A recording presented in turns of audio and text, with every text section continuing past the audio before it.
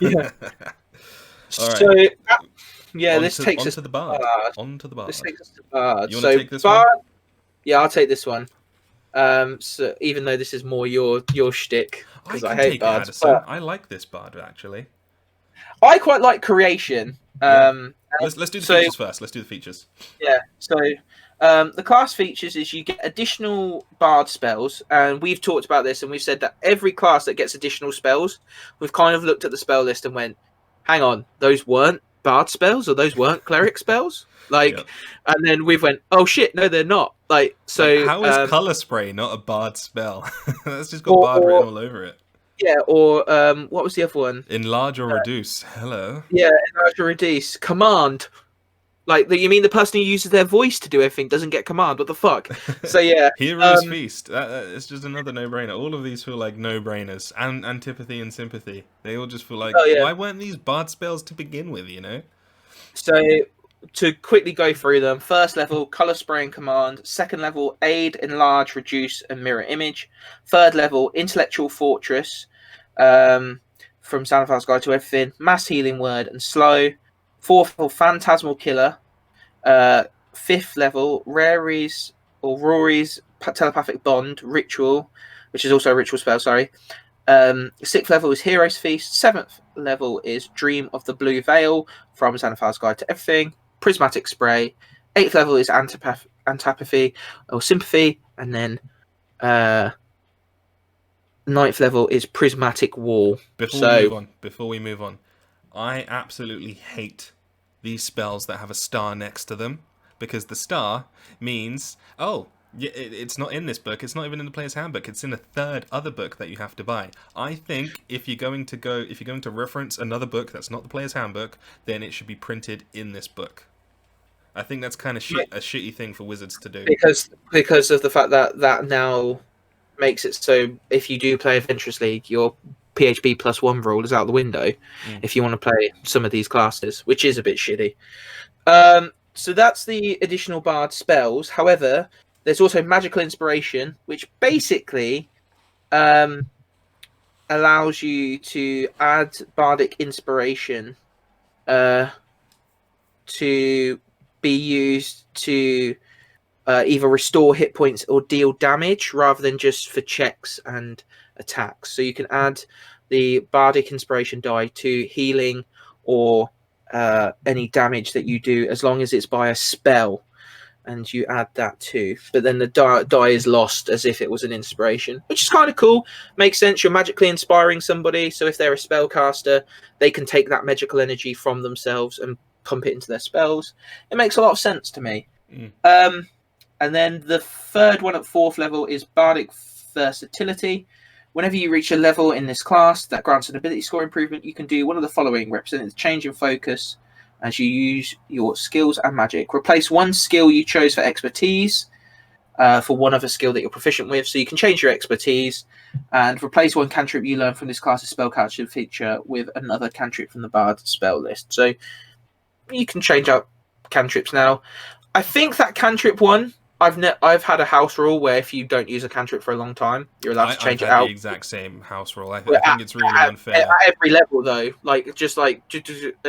Yeah. it's just Who gives a fuck at the end of the day? Yeah. I mean, change it's your really spells shitty. at every level. If you're going to be playing a campaign for like extended months, maybe even years, and you've chosen those cantrips at level 1 and you're stuck with them and you never use them, it's kind of shitty to not let a player change them, isn't it? Yeah, it's a bit shit. Like I just let them change them. But the expertise thing is cool, because having a bard in your party, although as a DM, bards being able to change expertise is also terrifying. But yeah, it's all right, not too bad. So we've talked about the College of Eloquence because we've talked about it when we talked about Theros. It's basically the dudes who can talk to anything. Yeah, they're we'll your skip philosophers that because it's not new, and it's another It's shitty thing that Wizards have done with this. Printed something Yeah, that's already been released elsewhere. The thing we are going to talk about is we're going to talk about the College of Creation. So the College of Creation bards are basically the Disney bard, but they also kind of are in tune. They believe that the universe is a work of art, and they're so in tune with the song that makes up the universe that they can pull on it and make things happen because they're that in tune with the universe. So they at third level get Mote of Potential, which basically whenever you give a creature a bardic inspiration die, you can utter a note from the Song of Creation to create a tiny mote of potential. So you get a little musical flying note or something that comes around you, like a little Disney like companion. What's it called? Fantasia? No. Yeah, Yeah. Fantasia. Yeah. Yeah. The mote is intangible and invulnerable, and it lasts until the bardic inspiration die is lost. The mote looks like a musical note, a star, or a flower, or another symbol of art or life that you choose. When the creature uses the bardic inspiration die, the mote provides an additional effect based on whether the die benefits an ability check, an attack roll, or a saving throw. So, depending on what you do with that bardic inspiration die, it gives you a different effect. So, if it's an ability check, the creature can roll the bardic inspiration die again and choose which roll to use. So you get advantage on your mote. And the mote pops. It's a colourful, harmless spark for a moment. So, boop. There you go. You had advantage.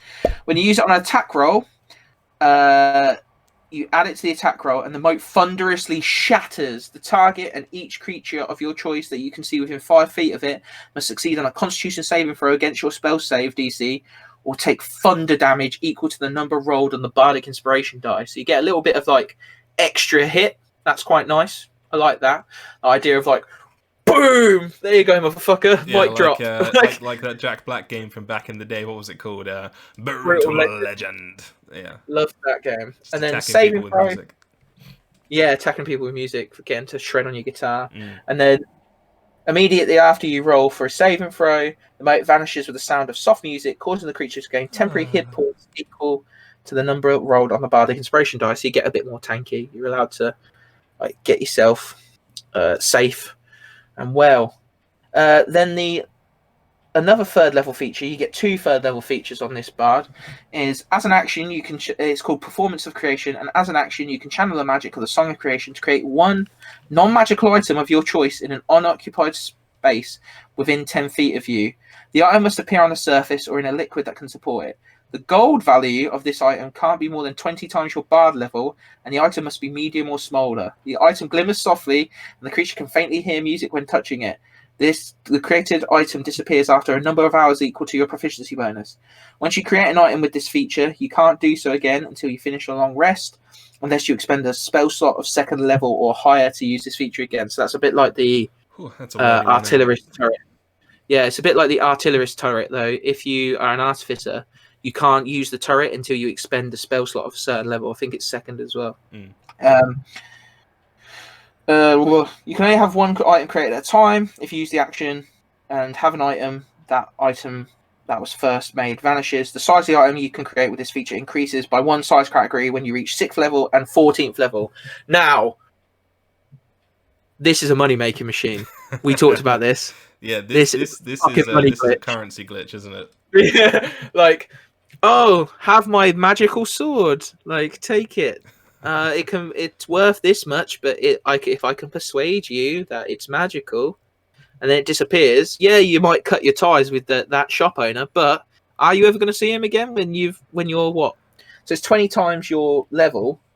You're 20 gold in at that point. Just keep using actions to make all of these things that are worth 20 gold pieces. Yeah. You know, just do that all day, every day. Level, so it'll be 60. Oh yeah, third level 60. Yeah, you'll be 60. That's a glitch. You'll be 60 gold in. Yeah, like you're just like, yeah, cool, whatever. I can foresee some errata on this, absolutely. Yeah. But as it's written, there's going to be people in Adventurers League who are just going to absolutely abuse that, and I don't blame them.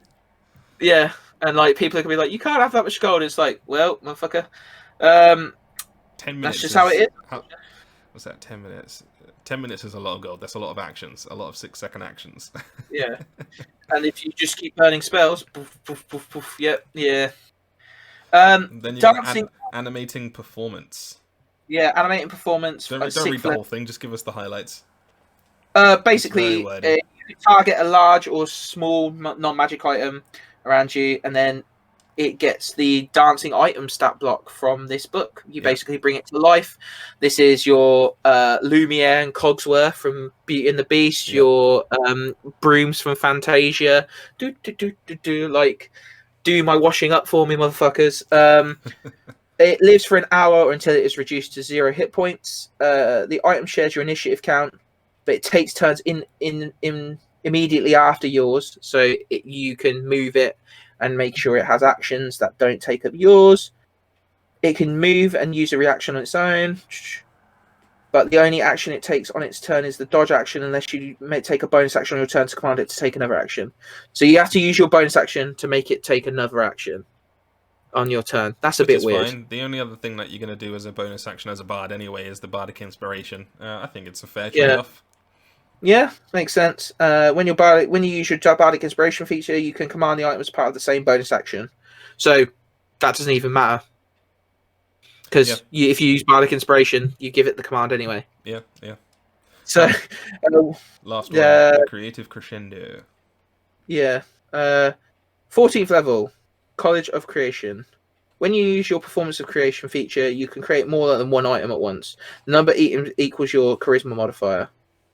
If you create an item that would exceed that number, it disappears. Only one of these items can be the maximum size you can create. The rest must be small or tiny.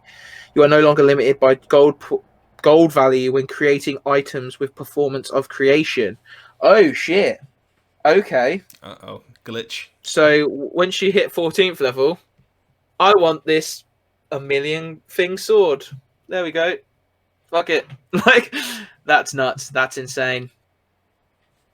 I don't understand. I'm trying to think as a DM, what would I say if my player said they wanted to create something that's valued at 1,000,000 gold? According to the rules, I just say, okay, you make that. It's baffling. It doesn't make sense. There will be errata for this. Absolutely. Yeah, there's got to be. Yeah. That makes no sense to me. All right, I'm going to build this rock. Okay, I'm going to use my action to build this rock. This rock is now valued at 1,000,000 gold. And that's how you destroy the economy of the Forgotten Realms. Yeah. Well, admittedly, it needs destroying, because then they might give us a different setting. So, all in all, what do you think, Leon? If we're giving them both a thing, like College of Eloquence, I give that 2 thumbs up. I really like the College of Eloquence. College of Eloquence, I'll give 2 thumbs up as well. Yeah, I really like it. I think the same for the College of Creation. The thing about the College of Creation is not only are the features really good, really fun, but they have a lot of really good flavor to them. And I'm reading this and I'm thinking of Beauty and the Beast. I'm thinking of Fantasia, and I really, really enjoy that kind of flavor to it. You can just tell that that's what inspired it, can't you? Yeah, I think a lot of these, when we look at them now, I'm like, these are all flavor. This is all nom nom nom nom nom nom. Like, taste the rainbow, motherfuckers. Like, this isn't a mechanical thing, really. It's more like, this looks cool. Yep. What do you think? So yeah, I give it a shaky 2 thumbs up for College of Creation, because I'm waiting for the errata to come out. Yeah. What happens when the errata comes out? It's like when a champion gets released on League of Legends. You wait for the nerfs to come before you actually master them, because otherwise you're never going to get to play them anymore.